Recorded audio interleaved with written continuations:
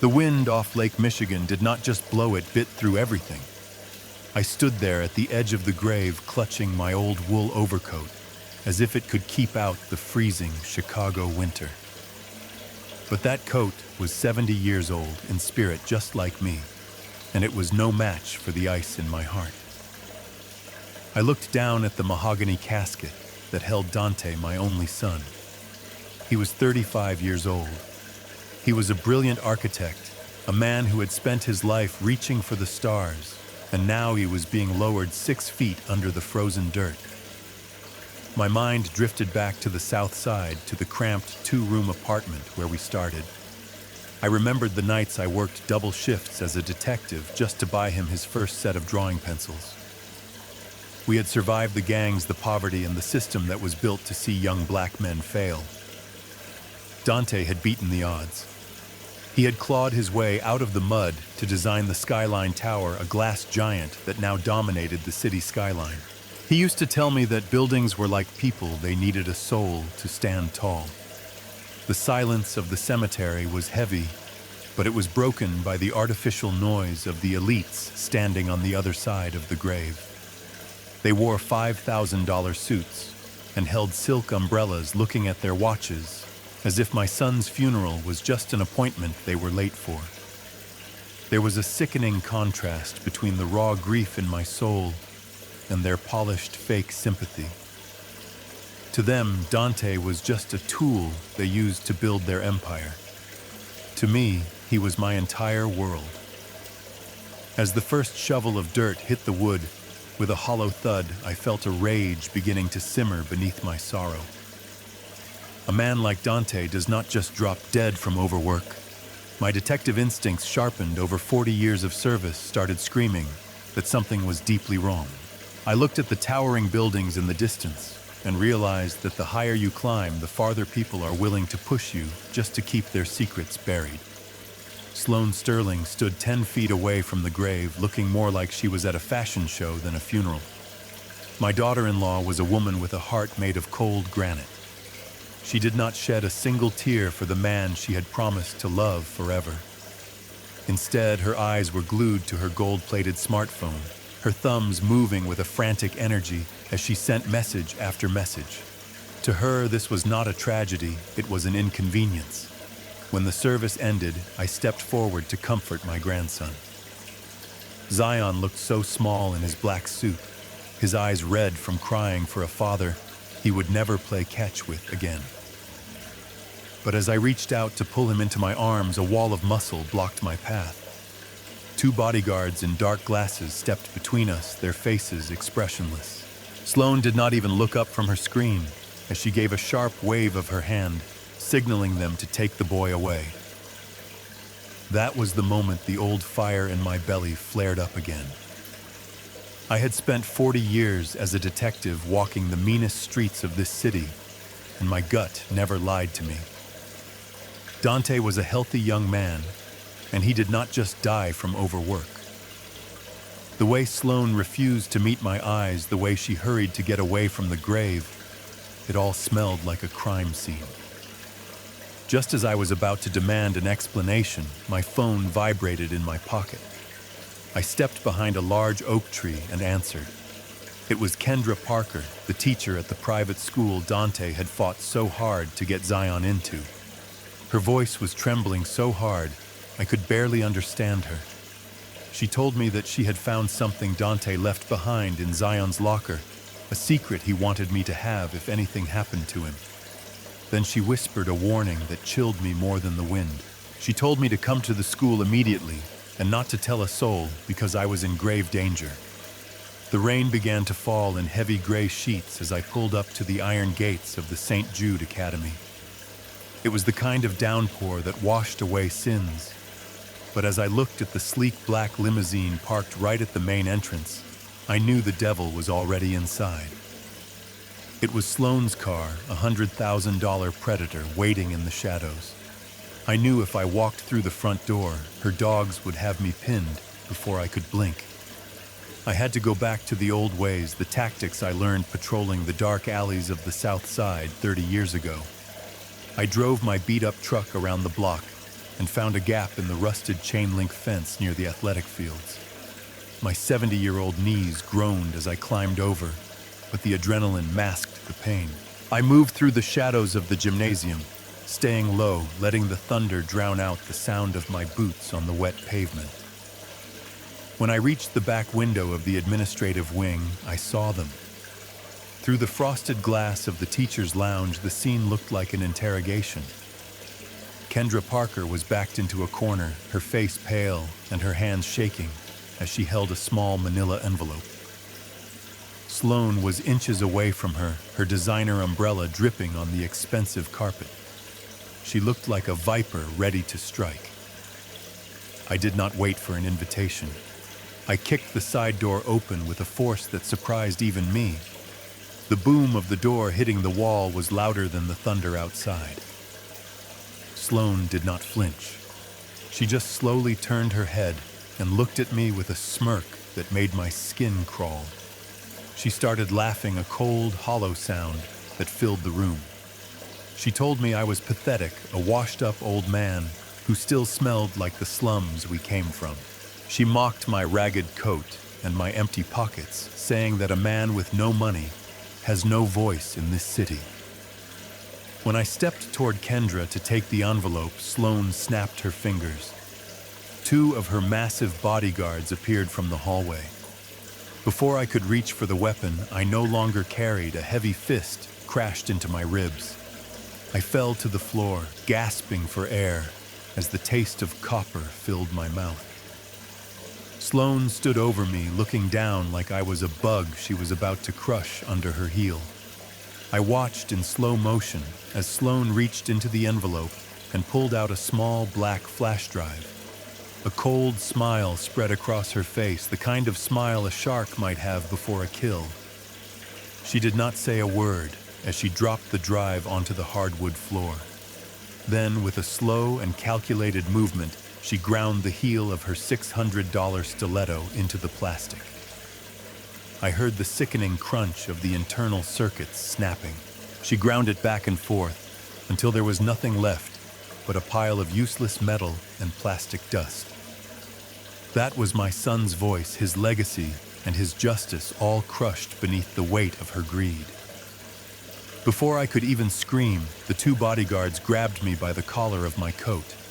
They dragged my 70-year-old body across the floor like I was a sack of garbage. They opened the side door and threw me out into the muddy grass of the school courtyard. I landed hard on my shoulder, the cold rain soaking into my skin and the taste of blood and dirt filling my mouth. As I lay there in the mud, listening to the roar of Sloane's limousine as it sped away, a wave of pure despair threatened to swallow me whole. I felt every single one of my years, every ache in my bones, and every failure I had ever endured. But then, through the fog of pain, I heard the voice of my father. He was a man who had survived the worst of the Jim Crow South with nothing but his pride. He used to tell me that when the enemy thinks they have won, that is exactly when they become most vulnerable. Success makes people careless, and arrogance makes them blind.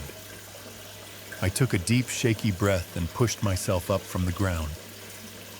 I knew my son. Dante was the smartest man I ever knew, and he was a master of architecture.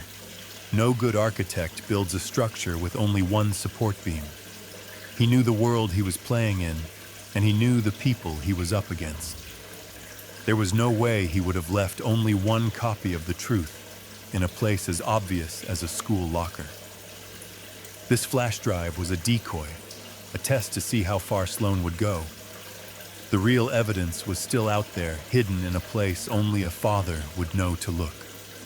I drove back to the south side, heading straight for the neighborhood we called the Bottoms. This was the place where the pavement was cracked and the streetlights stayed dark, but it was the only place that felt honest after the lies of the funeral. I went to the small rent-controlled apartment Dante kept as his private studio, a place Sloane probably did not even know existed. But as I turned the corner, my heart sank. A silver SUV with tinted windows was idling out front, its engine humming like a hungry beast. I saw 3 men in tactical gear entering the building, their movements quick and professional. They were not cops, they were Sloane's cleaners sent to erase every trace of my son's private life. I knew I had to get inside before they found his backup drive. I slipped through the basement laundry room and climbed the service stairs, my breath coming in ragged gasps. I reached the 3rd floor just as they began tossing the apartment, the sound of breaking glass and splintering wood echoing in the hallway. I managed to grab the small hard drive hidden inside an old ventilation duct, but as I turned to leave, the floorboard creaked. One of the men, a giant with a scarred neck, spotted me. I did not stop to talk. I turned and bolted down the back fire escape, the iron stairs rattling under my weight. I was 70 years old, but in that moment, the ghost of the young man who used to outrun gang members in these very streets took over my legs. I dived into the narrow alleyway behind the butcher shop, weaving through piles of discarded crates and rusted trash cans. I knew every brick and every dead end in this neighborhood. The men were gaining on me, their heavy boots thumping on the asphalt. But then a voice hissed from the shadows. It was Big Mike, an old friend who had owned the barbershop on the corner for 40 years. He grabbed my arm and pulled me into a dark doorway, just as the hunters ran past. Suddenly, doors along the alley began to open. Men and women I had known for decades stepped out, blocking the path of the mercenaries with a wall of silent defiance. They called me OG and stood their ground, giving me the window I needed to vanish into the darkness. I sat in the dim light of a back room in the barbershop, plugging the hard drive into an old laptop. My fingers trembled as I typed in the password, a date only he and I remembered, the day we moved out of the public housing projects. The screen flickered to life, revealing a hidden directory titled The Vault. As the files began to open, the air in the room felt like it was being sucked out by a vacuum. This was not just a collection of financial records or proof of a few bribes. It was a digital tomb. Dante had used his access as the lead architect to record things that were never meant to see the light of day. There were hundreds of photos and site survey videos from the early stages of the Skyline Tower project. I watched a video file dated 14 months ago. The footage showed a group of terrified men and women, all of them black, all of them homeless, being forced into the deep foundation trenches by armed private security guards. The Sterling family had been facing a massive delay because a group of displaced citizens refused to leave the old encampment on the construction site. Instead of moving them or following the law, Sloane had ordered the cement trucks to pour. I saw the grainy images of wet concrete flowing over human beings who were still breathing, still screaming, still alive. They were buried under 40 feet of cold gray stone just to keep the project on schedule and save $20 million in liquidated damages. My son had discovered this genocide built into the very bones of the building he designed. He had collected the security logs, the encrypted emails, and the payroll records of the mercenaries who did the dirty work. Dante was not a victim of stress or a weak heart. He was murdered because he was a man of honor who refused to let a skyscraper become a monument to mass murder. The Sterling family did not just build a tower, they built a graveyard, and they killed my boy to keep the silence. I stared at the screen, the blue light reflecting in my tear-filled eyes, and I felt the last bit of mercy leave my soul. They thought they had buried the truth, but they forgot that I was a detective who knew how to dig. By the time the sun began to set, the world had been turned against me. I walked past a window at a local diner and saw my own face staring back from a television screen. The headline in bright red letters called me a dangerous fugitive. Sloane had used her massive wealth and media connections to craft a deadly lie. They were telling the city that I was a mentally unstable old man who had suffered a breakdown after the funeral. They claimed I had kidnapped my grandson Zion at gunpoint and that I was a threat to myself and others. The news anchor warned citizens not to approach me. I felt a cold shiver run down my spine as I realized that the police were no longer looking for a retired detective, they were hunting a monster. Sirens began to wail in the distance, echoing through the concrete canyons of the south side. I knew the precinct commanders were on Sloane's payroll, and they would not hesitate to shoot first and ask questions later. I ducked into an old, narrow building with a spinning red and white pole out front. This was the sanctuary of my oldest friend Arthur, who had run this barbershop for 45 years. Inside, the air smelled of peppermint oil and talcum powder. 5 or 6 men, all of them between 60 and 80 years old, sat in the leather chairs. They did not look at the television with belief, they looked at me with understanding. These were men who had seen how easily the system could twist the truth to destroy a black man's life. When the blue and red lights of the police cruisers began to flash against the window, Arthur did not panic. He stood up and told the others that it was time to protect one of their own. They did not grab weapons. Instead, they walked out the front door and stood shoulder to shoulder on the sidewalk. They formed a human wall, a line of gray-haired men in Sunday suits and barber smocks. When the officers arrived with their hands on their holsters, these elders simply stood their ground, refusing to move and demanding to see a warrant.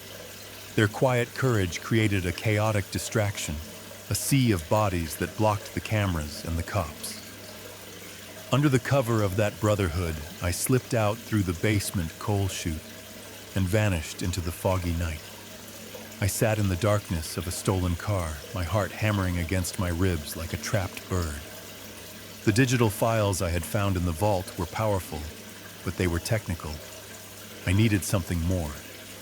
I needed a confession. I needed the smoking gun that linked Sloane Sterling directly to the order of those murders. As I closed my eyes, a memory began to surface through the fog of my grief. It was the last morning I saw Dante alive, 3 days before they found him cold in his office. We were sitting in his kitchen, and he was hugging Zion tightly. He had handed the boy a small, worn-out teddy bear with a blue ribbon around its neck. I remembered how intense Dante's eyes were when he looked at his son. He told the boy never to let that bear out of his sight.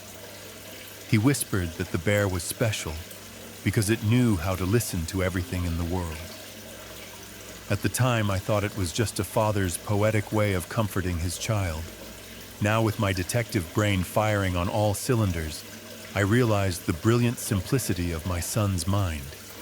Dante knew that a high-tech flash drive or an encrypted laptop would be the first things Sloane's cleaners would look for, but no one would ever suspect a child's toy.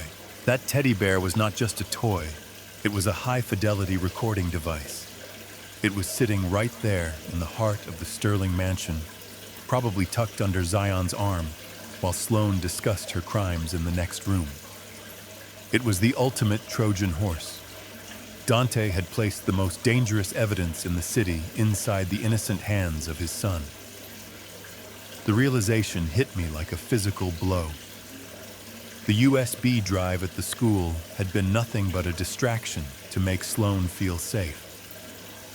The real truth was currently surrounded by 20 armed guards and a state-of-the-art security system at the Sterling estate. I looked at my reflection in the rearview mirror and saw a man who was 70 years old, tired and hunted by the law. But I also saw a father who finally understood his son's last move in this deadly game. I put the car in gear and headed toward the lion's den. The Sterling estate was a fortress of glass and cold limestone, perched on a hill like a castle built on the bones of the poor. I arrived at 2 o'clock in the morning, moving through the shadows of the perimeter oak trees with the silence of a ghost. I felt like an old soldier returning to a battlefield I thought I had left behind decades ago. My joints ached and my breath was shallow, but the mission kept my blood pumping. I knew the security patrol patterns from my days on the force, and I used the heavy shadows of the manicured hedges to bypass the motion sensors.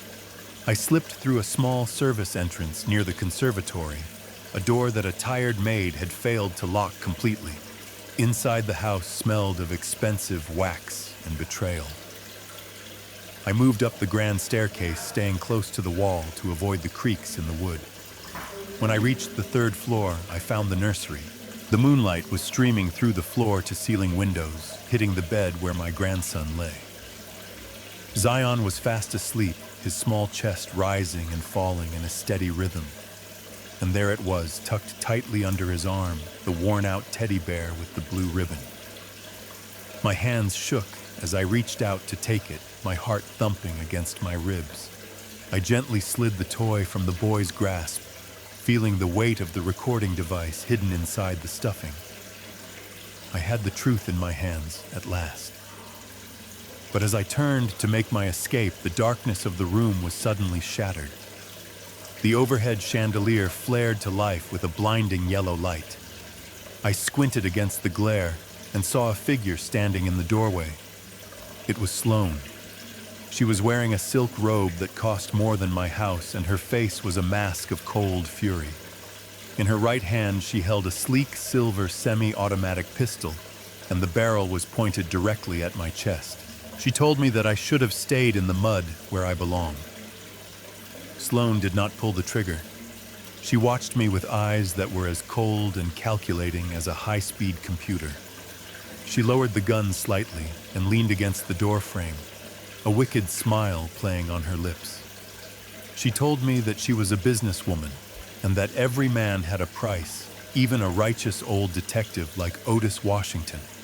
She offered me $10 million in a tax-free offshore account. She promised a lifetime education fund for Zion that would send him to any university in the world. She even offered me a private jet to take me anywhere I wanted to go, far away from the police and the lies. All I had to do was hand over the teddy bear and vanish into the night. She said that Dante was already gone and that no amount of justice would bring him back, but $10 million could build a dynasty for my grandson. I looked down at Zion, who was stirring in his sleep, and then I thought about the face of my son. I remembered how Dante used to stand tall even when we had nothing but the clothes on our backs. I realized in that moment that money could build 1,000 towers, but it could never rebuild a man's honor once it was sold. If I took her money, I would be burying my son all over again, covering his grave with her filthy gold. I looked her dead in the eye and told her that some things in this world are not for sale. Before she could react, I reached into the hidden pocket of my overcoat and pulled out a small glass jar filled with a mixture of magnesium and potassium. I smashed it against the marble floor at my feet. A blinding flash of white light and a thick cloud of acrid smoke filled the room instantly. Sloane screamed and fired 2 wild shots into the ceiling. I grabbed the teddy bear, scooped up my grandson, and moved through the fog toward the balcony. I vanished into the night with the final piece of evidence clutched to my chest. The morning of the grand opening arrived with a cruel bright sun that reflected off the glass skin of the Skyline Tower. Thousands of people gathered at the base of the monument, a sea of expensive suits, silk dresses, and flashing cameras. The governor stood on the massive stage, flanked by the city's elite, all of them smiling for the history books.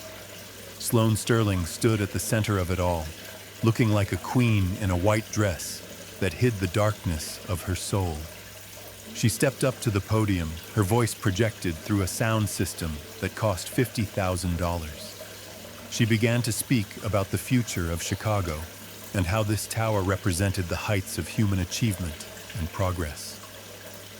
She talked about dreams and legacies while standing directly on top of the bodies she had discarded like trash. I did not come with a gun. I did not come with anger. I came with the truth. I was dressed in a simple maintenance uniform I had acquired the night before, moving through the crowd like a shadow. I had spent the last 3 hours using every old contact I had in the tech world to bypass the tower's internal network. While Sloane was painting a picture of a shining city on a hill, I pulled out my smartphone and initiated the override. Suddenly, the massive 50-inch LED screens that surrounded the stage flickered and died. A second later, they flared back to life, but Sloane's face was gone. Instead, the screens showed the grainy, haunting footage from the vault. The images of the concrete trucks and the terrified faces of the innocent victims began to play for the entire world to see. Then the sound of my son's voice thundered from the loudspeakers, drowning out Sloane's frantic attempts to keep speaking. It was the recording from the teddy bear crystal, clear and undeniable. Dante began to read the names of the 42 homeless men and women who had vanished during the first month of construction. He spoke about Marcus Reed, a veteran who just wanted a warm place to sleep. He spoke about Sarah Jenkins, a mother of 2 who had lost her way.